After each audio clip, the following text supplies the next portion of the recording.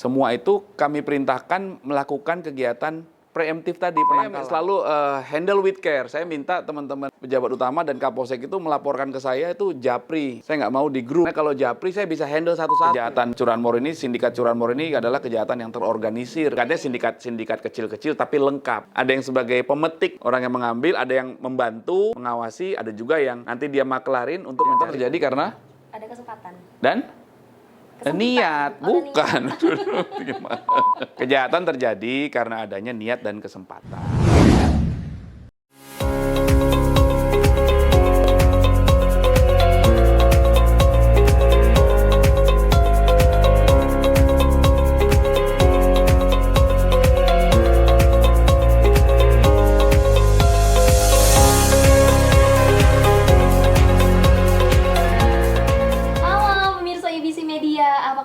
Semoga selalu sehat, banyak rezekinya, lancar juga, dan selalu berkah.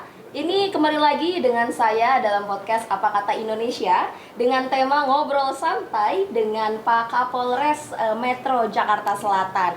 Ini saya sudah kedatangan Bapak Haji Ade Ari Syam Indradi, SHSIK. Ini Assalamualaikum. Waalaikumsalam, salam presisi Salam Mbak. presisi. Pak, ini ngomongin tentang Polres Jakarta Selatan, kita ngomongin di wilayah Jakarta Selatan ya Pak. Ini seperti apa nih Pak keamanan sekarang Indonesia, khususnya di Jakarta Selatan? Ya, kami dari Polres Metro Jakarta Selatan merasa mendapatkan penghargaan yang tinggi, merasa terhormat diundang oleh ABC Media. Karena ini juga merupakan momentum bagi kami untuk melakukan sosialisasi, edukasi.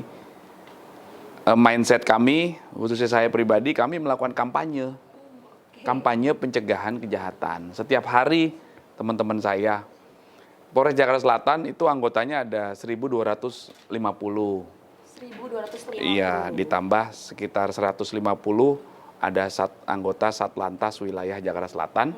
Itu di bawah Direktorat Lalu Lintas Polda Metro Jaya, namun berkantor di Polres Metro Jakarta Selatan dan bertugas di wilayah hukum Polres Metro Jakarta Selatan. Jadi ada sekitar 1.400 personil kami. Di Jakarta Selatan ada 10 kecamatan kan.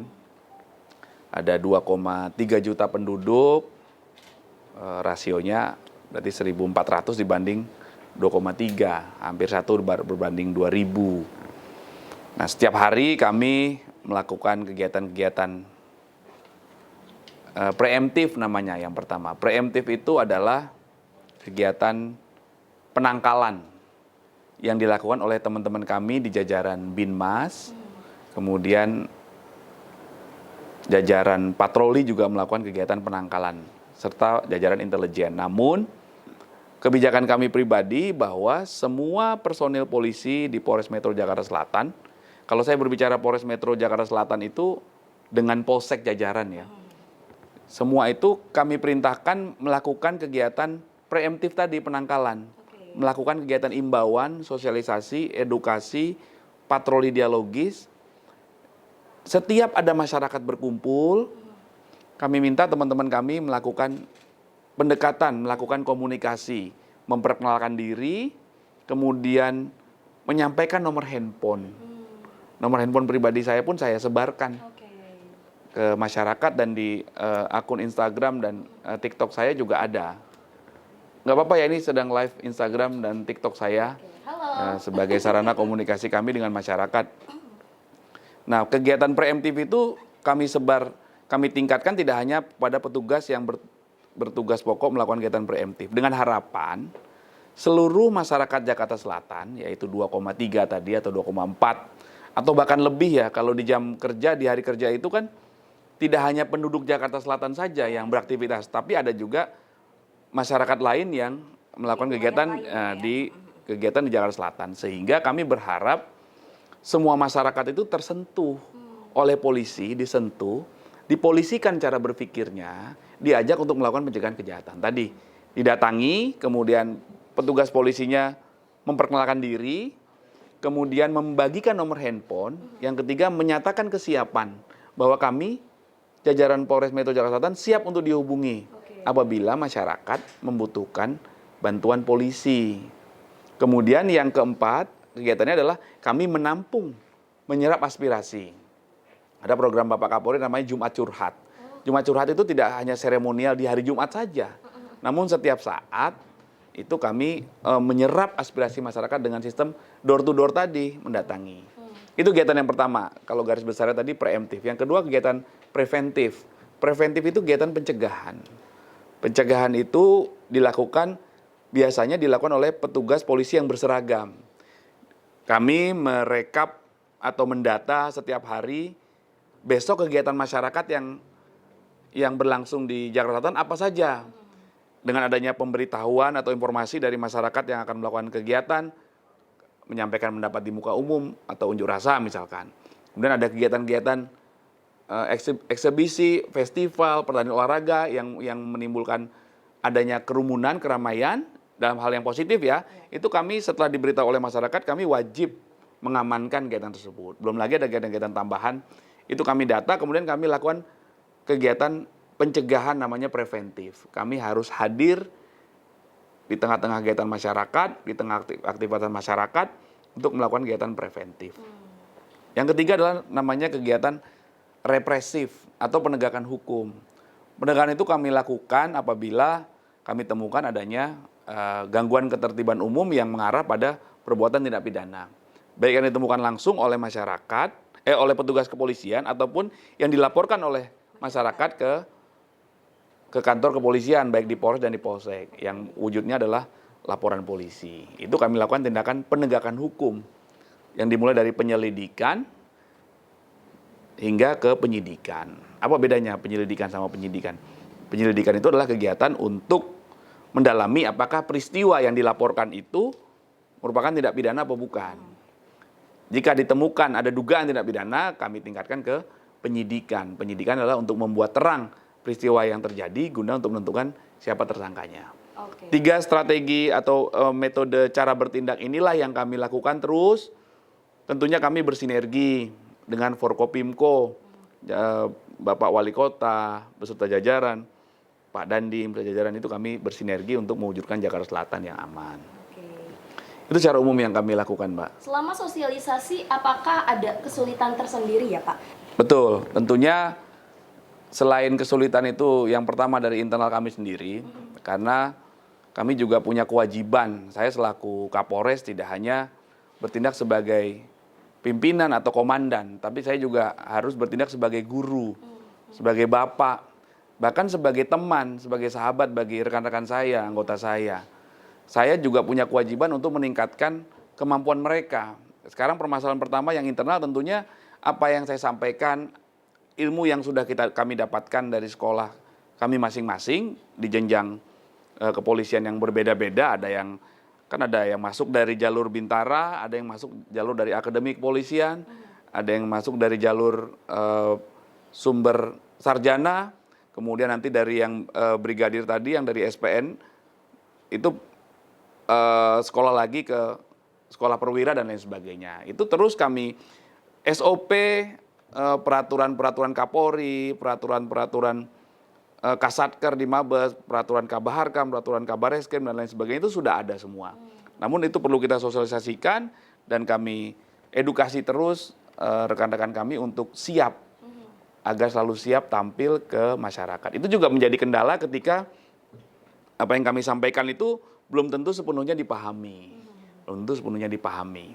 Babin Kamtipmas itu secara rutin 1 bulan sekali saya kumpulkan langsung. Saya kasih update terkini, kemudian ada koreksi dari sebulan kegiatan terakhir apa yang harus dilakukan. Kalau jajaran Kapolsek, jajaran pejabat di Polres, kalau pejabat utama di Polres itu ada kasat-kasat, ada kasat lantas, kasat reskrim, kasat intel, kasat reserse narkoba, kemudian di bagian staf ada kabak SDM, ada kabak log, ada kabak perencanaan, ada yang seksi teknologi informasi. Itu kami melakukan analisis dan evaluasi atas atensi Bapak Kapolda Metro Jaya itu seminggu sekali. Jadi itu metode-metode pembinaan. Jadi di kepolisian itu ada metode kegiatan operasional, ada kegiatan pembinaan, mungkin hampir sama lah ya dengan instansi lain atau juga swasta, ada meeting dan lain sebagainya kan. Nah dalam metode pembinaan itu kami harus meningkatkan terus kemampuan rekan-rekan kami. Saya berpikir kalau anggota saya pintar semua, ya saya lebih ringan tugasnya. Karena apa yang kita inginkan, apa yang Pak Kapolri canangkan, program presisi, quick wins, kemudian ada program Jumat Curhat dan lain sebagainya, itu bisa dipahami oleh teman-teman kami dan pelaksanaan itu bisa efektif dan efisien. Nah, itu kendala yang pertama tentunya pemahaman anggota, kemudian motivasi anggota itu kan berbeda-beda juga ya, berbeda-beda. Itu terus yang terus kami lakukan evaluasi dan analisis sehingga metode pelaksanaan di lapangannya secara teknis itu bisa lebih baik. Kemudian masyarakat sendiri yang kedua tentunya banyak yang kami temukan juga kendala karena belum tentu ketika petugas kami ingin melakukan sambang door to door atau ingin ngajak ngobrol untuk memberikan himbauan dan edukasi, belum tentu masyarakat juga punya waktu. Nah, sehingga kami juga melakukan komunikasi secara digital. Di Jakarta Selatan itu ada 580 RW. Nah, sampai dengan saat ini sudah terbentuk ada WA group RW. Oh, ada WA-nya? Ada. Kalau jumlah RT-nya ada 6.700-an ya. Itu belum terbentuk semua WA grup RT-nya. Itu terus yang kami sosialisasikan juga. Kenapa? Kami sering membuat meme, sering membuat WA narasi sedikit untuk kita sebarkan ke WA grup tersebut untuk memberikan edukasi ke masyarakat. Misalkan yang lagi trending sekarang file penipuan yang akan meretas handphone kita dengan cara dia mengirim file APK itu. Undangan. Itu sekarang sudah berubah, udah bukan APK lagi. Sudah menjadi PDF, tapi PDF-nya tidak seperti PDF yang asli ya, sehingga itu kami buatkan meme, himbauan dan lain sebagainya. Sosialisasi itu berarti juga lewat WhatsApp group seperti itu? Iya, jadi selain kami kerja manual, tentunya kami harus kerja secara digital juga. Offline dan juga online? Ya, betul.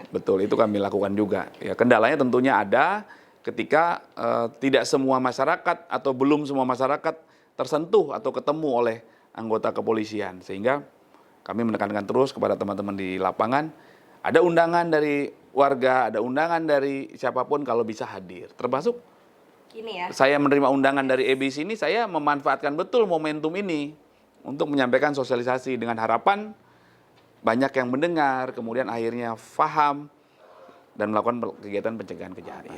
Kita kan tim ya. Ya kebetulan saya jadi Kapolres, pimpinan di Polres Jakarta Selatan, tapi kan saya tidak bisa kerja sendiri. Saya harus membangun tim yang solid. Tim yang solid itu, tim yang kuat itu terdiri dari berbagai macam potensi. Dalam teori manajemen ada teori X dan Y. Teori X dan Y itu kita harus tahu juga kemampuan atau potensi yang ada dalam diri masing-masing anggota. Kalau anggota ini setelah kita kasih tugas A, dia tidak bisa melaksanakan tugas ini, kemudian kita kasih tugas B, dia berhasil, ya jangan kasih tugas A lagi. Ya kasih tugas B aja terus. Tapi kepada pejabat utama dan kepada Polres dan kepada Kapolsek itu tuntutannya beda. Tuntutannya lebih tinggi. Jadi yang tanda kutip sering saya koreksi dan saya tegur, saya omelin ya dengan instan. Maksudnya ketika ada suatu temuan ya saya harus, tujuannya adalah untuk mengedukasi, untuk meningkatkan kemampuan mereka. Karena tuntutan terhadap pejabat utama Polres dan Kapolsek itu lebih dibanding pada seorang anggota. Jadi ada hal kecil yang langsung saya bayar kontan. Saya selalu handle with care. Saya minta teman-teman pejabat utama dan Kapolsek itu melaporkan ke saya itu japri. Saya nggak mau di grup. Karena kalau japri saya bisa handle satu-satu. Dan saya memang harus melakukan itu. Jadi ketika mereka melaporkan suatu kegiatan atau suatu kejadian, kemudian saya lihat ada yang kurang pas menurut saya langsung memberikan saran, arahan, koreksi untuk perbaikan ke depan. Begitu juga saya menerima saran dari mereka. Ketika mereka minta petunjuk terhadap suatu hal, cara bertindak apa yang harus kami lakukan, Komandan ya, sarannya apa? Kadang saya tes juga. Saran kamu gimana? Menurut kamu gimana? Nah, setelah itu baru kita diskusi, dialog. Jadi itu sangat penting ya, dimanapun tentunya harus membangun soliditas menurut saya. Karena sebagai manajer ya harus berperan sebagai bapak, tadi sebagai guru. Jadi marahnya kita itu bukan amarah. Tahu nggak bedanya marah sama amarah? Marah dan amarah. Amarah dari emosi. Iya, ya marahnya kita itu karena kita kecewa, dia tidak melaksanakan atau salah bertindak, namun kita memberikan, kita harus bisa menjadi konsultan yang solutif juga, memberikan solusi. Jadi mengkoreksi, tapi harus ada kasih solusi. Jangan marah-marah terus nggak ada solusi. Anggota kan bingung nanti. Saya ditegur terus, saya harus berbuatnya yang benernya seperti apa, komandannya nggak bisa ngasih, itu nggak boleh. Kita harus memberikan solusi. Handle with care ya. Kayak apa tuh? Kayak di kerdus-kerdus. Iya. Fragile. Kalau fragile katanya handle with care gitu ya. Bagaimanapun manusia punya hati yang lembut juga Iya. kayak walaupun polisi gitu ya. Walaupun ditempa dengan Polisi juga manusia kan? iya, polisi juga ada manusia. Dan balik lagi punya beban hidup juga ya. Punya. Ini dari tadi ngomongin beban hidup terus ya. Mungkin kalau kita ngomongin tentang beban hidup Pak, ini kan masyarakat juga di Indonesia, khususnya di Jakarta Selatan punya beban-beban tersendiri. Maksudnya adalah banyak sekali mungkin juga seperti curanmor, Iya. atau tawuran, Iya. atau banyak hal-hal kriminal lainnya ya, khususnya Oke. di Jakarta Selatan. Itu seperti apa Polres Jakarta Selatan dalam menanggulangi atau tadi dari preventif dan juga Represif. Iya, Wah, seperti apa Pak? cerdas beliau ini. Daya tangkapnya cepat ya. Terima kasih. Wifi-nya cepat connect. Bagus itu. Oke. Ya jadi kita bahas satu-satu ya. Masalah curanmor, pencurian kendaraan bermotor. Di Jakarta Selatan rata-rata 2 sampai 3 motor hilang. Ya, saya harus sampaikan ini kepada masyarakat. Itu apa Pak? Per hari. Per hari? 2 sampai 3 motor hilang. Selalu ada laporan? Ya, rata-rata ya. Oh, oke. Saya harus sampaikan ini sebagai alarm wake up, sebagai namanya alarm tuh supaya masyarakat, banyak sekali motor yang hilang, banyak. Itu pun menurut saya masih ada yang tidak dilaporkan Oke, ya. oleh masyarakat, ya karena mungkin ya banyak faktor, ya banyak faktor lah. Kemudian bagaimana motor itu bisa hilang? Motor kita bisa hilang hanya dalam waktu 3 detik saja. 3 detik saja. 3 detik saja. Ya, tentunya kejahatan curanmor ini, sindikat curanmor ini adalah kejahatan yang terorganisir. Oke. Nah, mereka mobile, pelakunya sudah kami tangkap juga beberapa. Mereka orang Jakarta Selatan melakukan di tempat lain dan lain sebagainya. Ibaratnya Muter-muter. ada organisasinya ya Pak ya? Atau Ya. dia mana komunitasnya? Sindikatnya dan sindikatnya sindikat kecil-kecil tapi lengkap dengan formasi lengkap. Ada yang sebagai pemetik namanya. Orang yang mengambil, ada yang membantu, mengawasi, ada juga yang nanti dia maklarin untuk mencari pembeli. Masalah yang bikin kompleks adalah masih banyak juga oknum masyarakat kita yang mau membeli hasil kejahatan. Dan ini pun kami proses. Iya. Kan pangsa pasarnya harus ada dalam teori supply and demand. Iya. Dia mencuri karena sudah ada yang memesan. Artinya masyarakat kita juga kami mohon dengan hormat agar tidak mau membeli. Kita juga harus berempati sama yang punya motor. Kasihan ya, karena motor itu karena banyak yang membeli, jadi pelaku curanmor masih terus beroperasi. Di sisi lain, ini yang kami lakukan sosialisasi dan edukasi agar masyarakat menghilangkan kesempatan bagi para pelaku curanmor itu agar tidak melakukan aksinya. Dia sudah punya niat dari rumah untuk melakukan kejahatan, tetapi ketika kesempatan itu nggak ketemu, maka tidak terjadi pencurian. Dulu pernah tahu Bang Napi? Tahu. Apa? Ini yang salah satu program. Iya. Di Dia bilang apa tentang kejahatan? Waspadalah. Kejahatan terjadi karena Ada kesempatan. dan Kesempitan. niat, Oh, bukan. Gimana? Kejahatan terjadi karena adanya niat dan kesempatan. Jadi para pelaku kejahatan dia berangkat punya niat, begitu ketemu kesempatan terjadi kejahatan. Makanya kami mengimbau masyarakat untuk menghilangkan kesempatan itu. Jadi pencegahan kejahatan itu harus dimulai dari diri sendiri. Kami akan meningkatkan patroli, edukasi, pengungkapan, penangkapan pelaku curanmor. Tapi kami juga berharap kerjasama dan dukungan dari masyarakat untuk sama-sama jaga diri. Oke. Teorinya gini, ya. Misalkan ini kami patroli ya, patroli di sebuah RW 1 lah di kelurahan, salah satu kelurahan di sini. Begitu bergeser dari RW 1 ke RW 2, kan nggak bisa statis kan. para pelaku kejahatan ini membaca gerak-gerik kami. Karena kami patroli berpakaian dinas. Ya. Secara umum ya, ada juga patroli yang tidak berpakaian dinas. Kemudian dengan menggunakan mobil dinas, para pelaku kejahatan kan menunggu. Oh, polisinya masih di RW 1, ntar dulu. Udah bergeser ke RW 2, RW 3, baru dia melakukan aksi di belakang tadi, di belakangnya polisi. Kalau masyarakat tidak punya daya cegah tadi. Individu tidak menjaga, lingkungan tidak membuat sistem pencegahan kejahatan, dengan pos kamling, itu pencegahan kejahatan. Pencegahan kejahatan itu secara bersama-sama. Tadi, kami selalu mendapat keluhan dari masyarakat, Pak tolong dong tingkatkan patroli. Siap, kami akan tingkatkan patroli. Di jam-jam rawan yang berdasarkan analisis kami, hari kemarin, minggu kemarin terjadi apa. Namun kami juga ingin mengajak, Bapak juga tolong jaga diri ya. Kalau motor Bapak nggak Bapak pasang kunci tambahan, yang paling bagus tuh kunci rahasia sebenarnya. Apa tuh, Pak? Kunci rahasia ada di variasi. Jadi kalau kita mau nyalain motor, nanti plus kita nyalain lampu dulu baru bisa nyala. Itu namanya kunci rahasia. Itu sangat menghambat. Dan para pelaku kejahatan dia tidak punya waktu tuh. Begitu dia nyalain nggak bisa hidup, dia akan nyari motor yang lain, itu ditinggal. Gagal dia. Pak, misal ada yang nonton pelaku kejahatan itu nanti Ya. bisa tahu nggak ya? Nggak ada masalah, nggak ada masalah ya. Dalam teori kriminologi, kejahatan itu memang ada proses pembelajaran.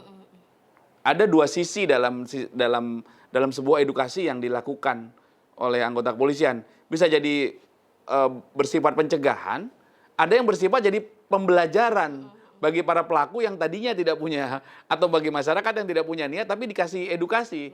Itu memang dua sisi, kayak cara menghindari pecah kaca dan lain sebagainya, kan banyak tuh edukasinya. Oh, cara buka nyolong mobil tuh seperti itu memang dua sisi. Tapi yang kami harapkan tentunya edukasi ke masyarakat. Jadi masyarakat harus sadar, dia harus jaga diri juga. Jaga diri juga. Yang kami ingatkan itu kepada anggota semangat untuk terus melakukan edukasi. Yang tadinya Mbak mungkin nggak tahu motor Mbak bisa hilang dalam waktu 3 detik, ya kan? Kemudian Mbak nggak tahu cara mengantisipasinya. Setelah kami edukasi, Mbak akhirnya tahu. Dan seumur hidup Mbak tidak berpotensi menjadi korban kejahatan. Itu nilai ibadah yang sangat luar biasa. Itu motivasi saya kepada anggota. Jadi jangan menganggap remeh hal-hal kecil yang kami lakukan, yang kita lakukan, itu berdampak baik sebenarnya. Itu adalah motivasi ya, motivasi. Sehingga dengan semangat, saya begitu dapat undangan dari ABC Media, saya dengan semangat.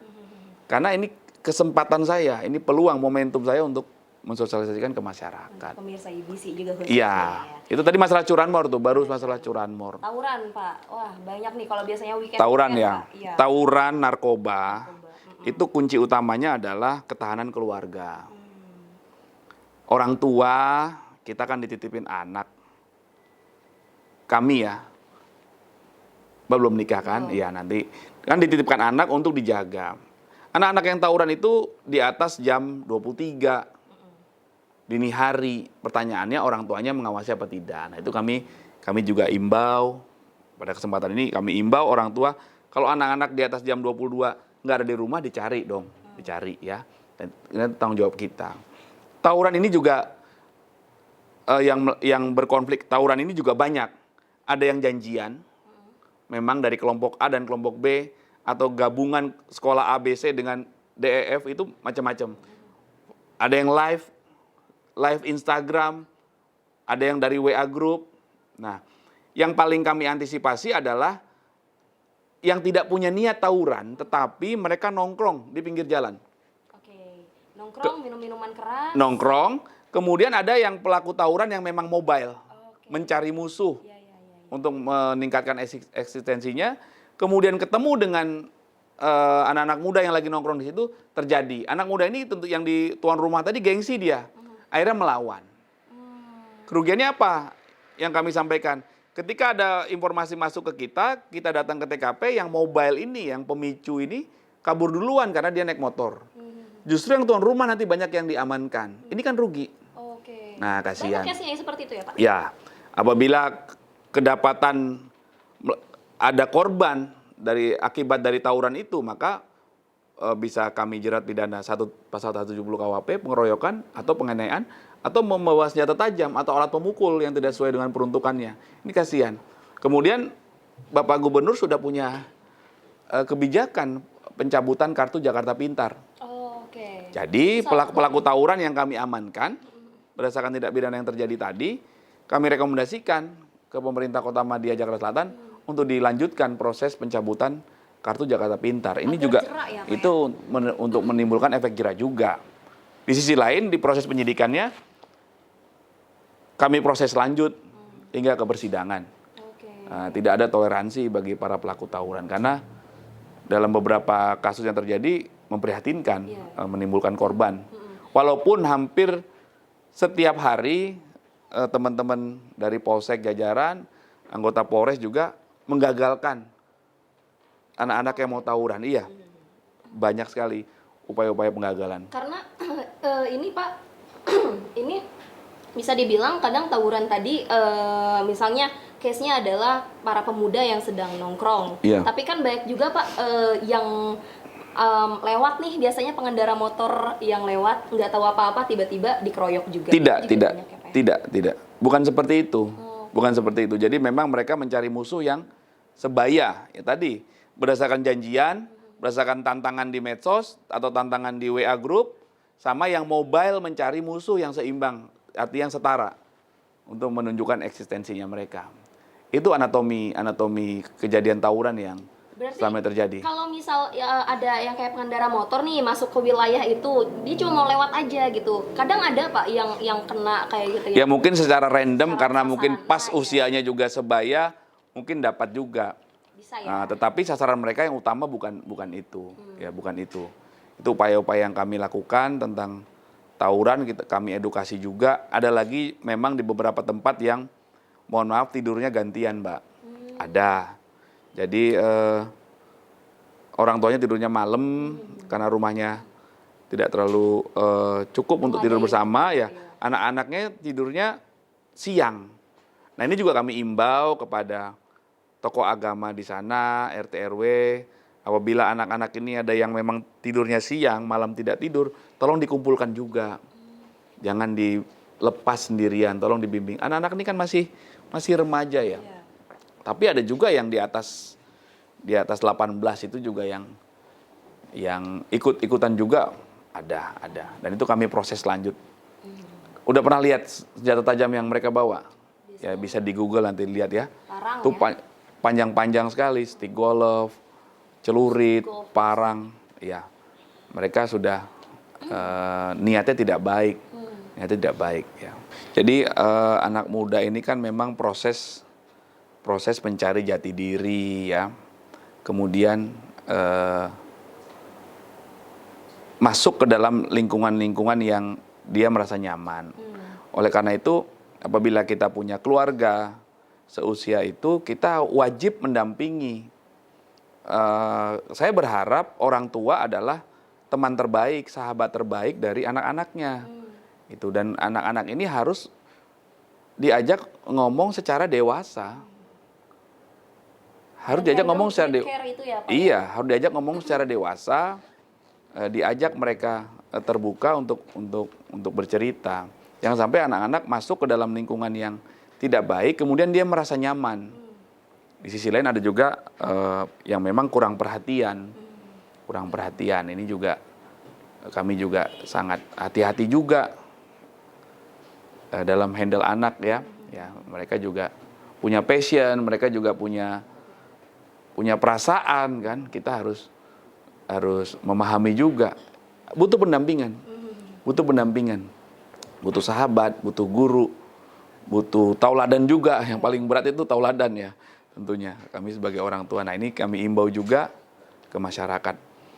Sasaran pembinaan remaja, pemuda, anak-anak dan wanita itu juga salah satu bagian dari tugas kepolisian dalam fungsi Binmas tadi. Jadi semua lapisan, komunitas-komunitas yang berdasarkan hobi, kemudian kelompok-kelompok organisasi masyarakat itu juga kami lakukan komunikasi. Ya tadilah semua, apabila seluruh masyarakat Jakarta Selatan pernah ketemu untuk dilakukan edukasi oleh kami, maka insya Allah semuanya akan aman. Ya. Ini bagaimana sih Pak dengan begal ini? Karena bisa dibilang meresahkan ya, karena kan Ya. kita semua aktivitas nggak hanya di siang hari gitu, ada yang di Ya. malam hari seperti Ya. itu. Yang pertama tentunya saya memberikan jaminan keamanan untuk di Jakarta Selatan. Ya, saya jamin Jakarta Selatan aman karena teman-teman kami semuanya bekerja, berupaya ada setiap saat di tengah-tengah kegiatan masyarakat.